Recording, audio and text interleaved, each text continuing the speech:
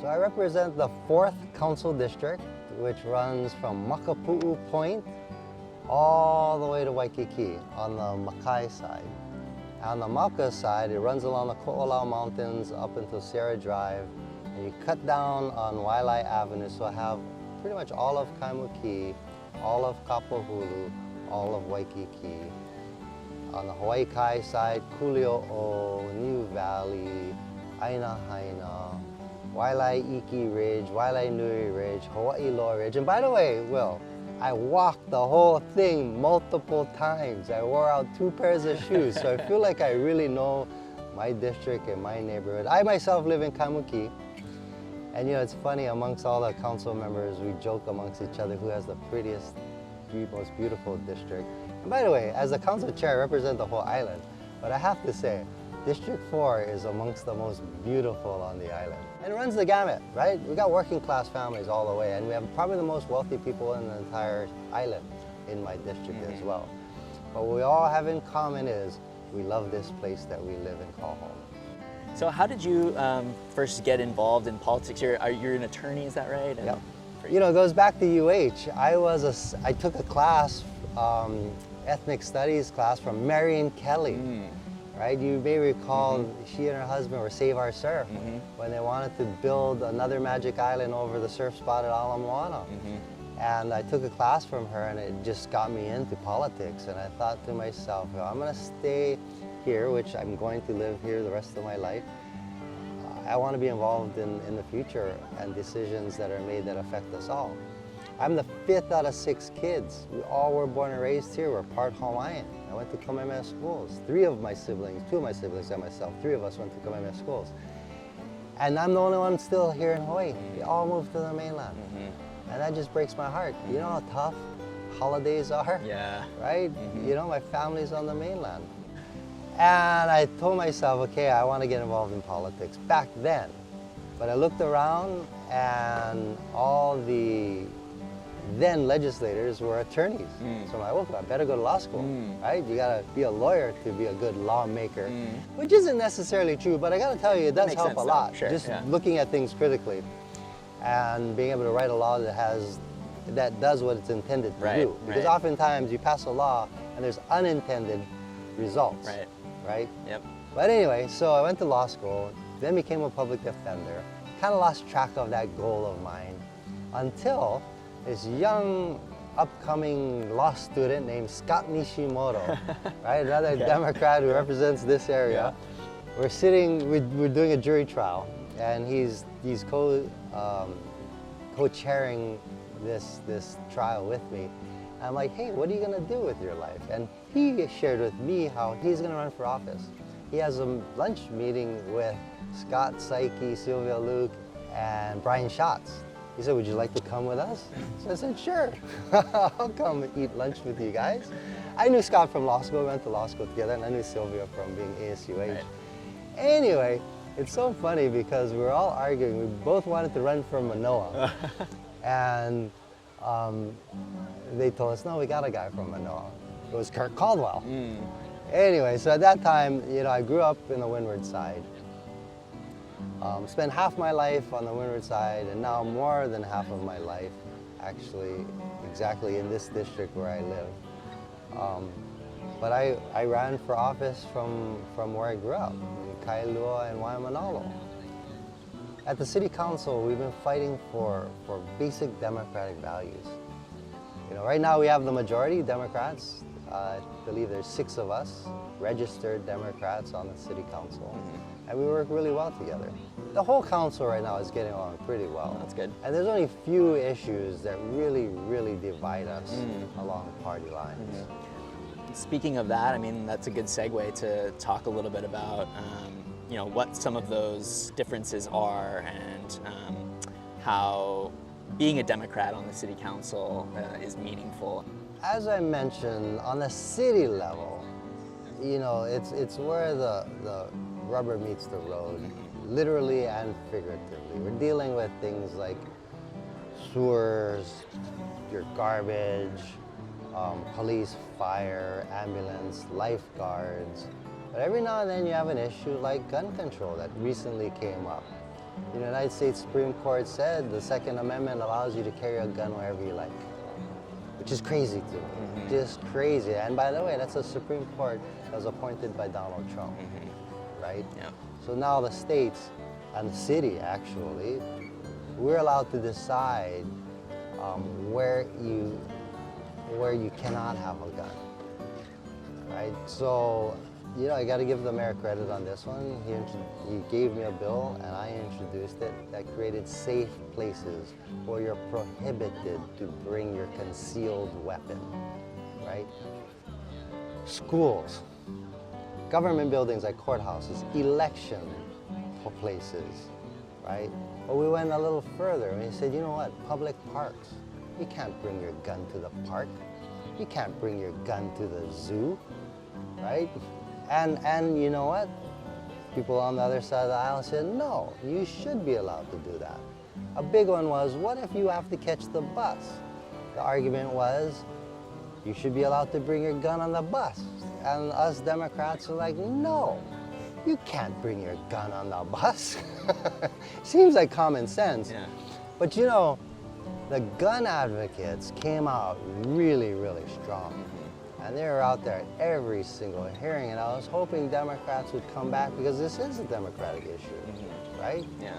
To come out and say, no, no, no, we don't want guns around children, around kupuna, right?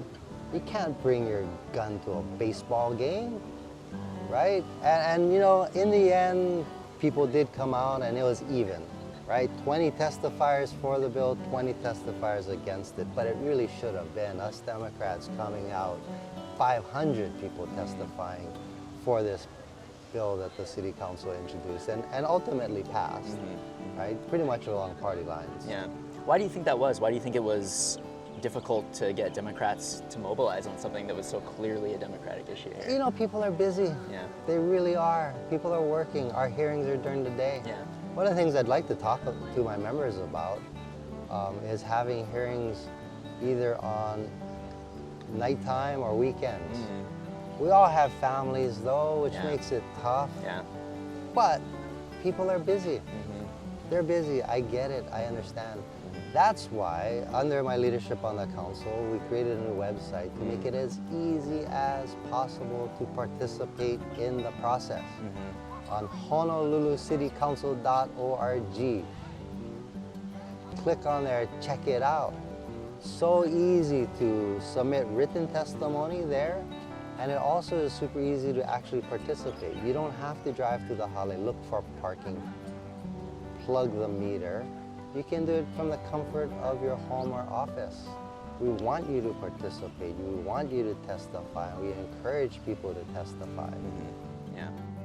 You know, Democrats have been in charge for a long time in Hawaii, and there's maybe a sense among some folks that they're a little disillusioned with that leadership, and I'm wondering if at the City Council, when you have such access and such kuleana over the basic day-to-day issues that people struggle with every day, if there's other opportunities for Democrats to sort of get involved in those issues and really show that Democrats show up for the community, and if you have any thoughts around that.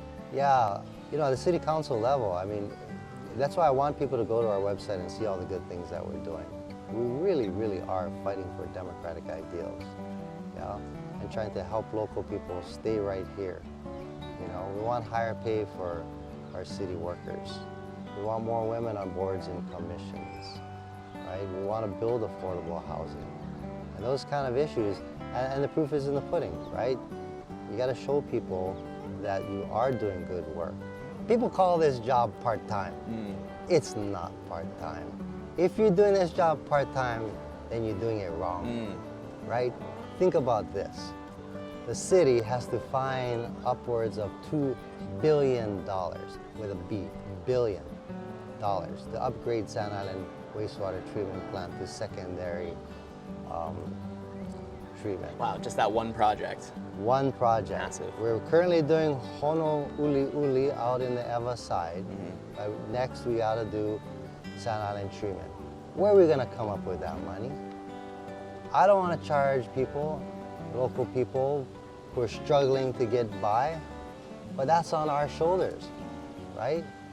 You don't want somebody working 19 hours a week to have to do that. You gotta do the research and figure this out, right? Where are we gonna site the new landfill?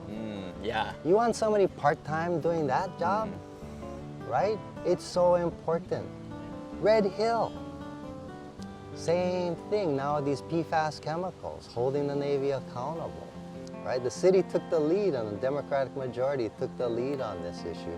And really, this issue, it's both Democrat and Republican, but your Democratic-led council took the lead on this, and we passed a bill requiring any entity, whether it's the military or private company, if you're gonna store fuel underground, you gotta get a permit from, guess who? Ernie Lau. The one person who should absolutely be in charge of deciding that, yeah. Right, and we passed it out. And you know, the next issue that's coming up is PFAS, these forever chemicals that the Navy's using, and they're not giving us the information. And I'm working on legislation, and I want to ask our congressional delegation to order the Navy to come down to the City Council and answer these questions that we have, and get them to give the information to Ernie Lau, who just reached out to me yesterday and said the Navy's not providing this information. How appalling is that? Right? They're using these forever chemicals, polluting our drinking water, and not providing information. And how about remedies? Right? The City Council, which means taxpayers have to pay for the money to redo the Halava well, because that is not usable anymore because of what the Navy did. Yeah. These are the issues that we got to deal with every day, right? We're dealing with sea level rise, right? The loss of our beaches, beach access, right? So that's one of the things that I've been fighting for. I'm a water person, right? I paddle canoe and used to surf before I had this job, but beach access is critical for all of us. This is why we live here, man, the beautiful ocean. Another thing we're fighting for is higher pay across the board. It's expensive to live here. Our city workers and state workers, like everybody else, deserve a living wage. And we fight for that every day. Even on our construction projects, right? We want to make sure you're using unionized, trained labor, right? That's important for me. Let's look at the people making the least amount of money and try to help them, right? When you're making 80% AMI, and you have to spend 60% of your income on your home, it doesn't leave much else for, in the pupuna's sake, for medicine, for food, right? So how do we help these people? These are the folks I'm most worried about who are going to move away. And by the way, most of us make 80% of the area median income, right? I know it's the median amount, but most of us make about 80 to 100% AMI. So those are the guys we're trying to help, right? But that's hard work. Yeah. Currently, we have about 22 bills in the hopper, and they're doing all kinds of different things. We just created a permitted interaction group. Democratic team of myself, Esther Kia Aina, Matt Wire, who recently got elected from the North Shore in a very hotly contested race. That's my councilman, yeah. Yeah, and Radiant Cordero. So the four of us are going to sit down. Because of the Sunshine Law, it's hard at the City Council for us to meet. So we created a permitted interaction group so that we can get together, talk about these long-term tax bills. The hard part, Will, is actually finding the money. The money's there. We just gotta work hard and find it, right? Yeah. The mayor's plan came in, and basically out of the $200+ million more that the city has in their coffers because of the elevated tax assessments, right? A lot of that's being spent and given to the departments, which is fine, right? Our police department needs help, our fire department needs help, our lifeguards, we're here at Kaimana Beach, our lifeguards need help, right? And we gotta find the money, and it's there. How do we find that funding at the city level in a way that's equitable and doesn't burden, like you mentioned earlier, sort of fixed income folks that are, you know, they own their own home, but they're cash poor or they're retirees on fixed income that are dealing with a high cost of living. But, you know, we have to raise the money from somewhere, and property taxes are a big source of revenue for the city. So how do we address that? Oh, great question. One of the things, and I've introduced the bill now 3 times, and so far I couldn't get the city officials to go along with it, but it's called a vacancy tax. In Vancouver, they have a vacancy tax, so that if you own a home here in Hawaii and you don't live here, you have to pay a little bit more, right? You know, I represent Kahala, and I walk door to door in Kahala, and oftentimes I knock on 9, 10 doors before I actually knock on a door where people actually live there, right? And these are vacant homes. We have amongst the lowest property taxes in the country, so it's a good place for people to invest. They invest their money, they park it here, because guess what? In a year or 2, your property value is gonna go up, and you can sell it for $100,000 or more than you paid for. So I've been trying to get the city to support my bill to make a vacancy tax. To me, that's important. Another thing, if you own multiple homes over a certain amount, it's called residential A, right? The threshold right now is at $1 million. If you own a second home over $1 million, you pay a higher tax rate. But guess what, Will? All the homes, especially in my district, are $1 million. Yeah. So these are rental properties, and they're not special homes, right? There's nothing like fabulous about these homes, and they cost $1 million, and local people have to pay that. And they end up passing it on to the renter. So one of the things I'm trying to do is raise the threshold, right? Perhaps I have a bill right now to raise the threshold to 1.5 million. If you own a second home over 1.5, then you pay the higher rate. Right? So trying to target the higher income scale and give relief to the folks that are struggling. Exactly. And we have a third tier. If you own a second home, right? I mean, we're talking about a second home over $4 million. Obviously, you can afford to chip in a little bit more. That's what I'm asking people to do, right? If you can chip in a little bit more, and the revenue that's generated from those basically more wealthier people in society, we could use that to help out the people like Kupuna who aren't making ends meet and who really do need the help. Right now, and this is important, everything I've said is important, but this is important to get the word out. There is a circuit breaker law currently on the books that says if you make $60,000 or below, your property tax is capped at 3% of your income. Okay. So one of the bills that, with the Democratic majority that we've been working on, is raising that amount from 60,000. Right now, Bill's alive, raising it to 80,000. Right? But we want to help people who need the help the most.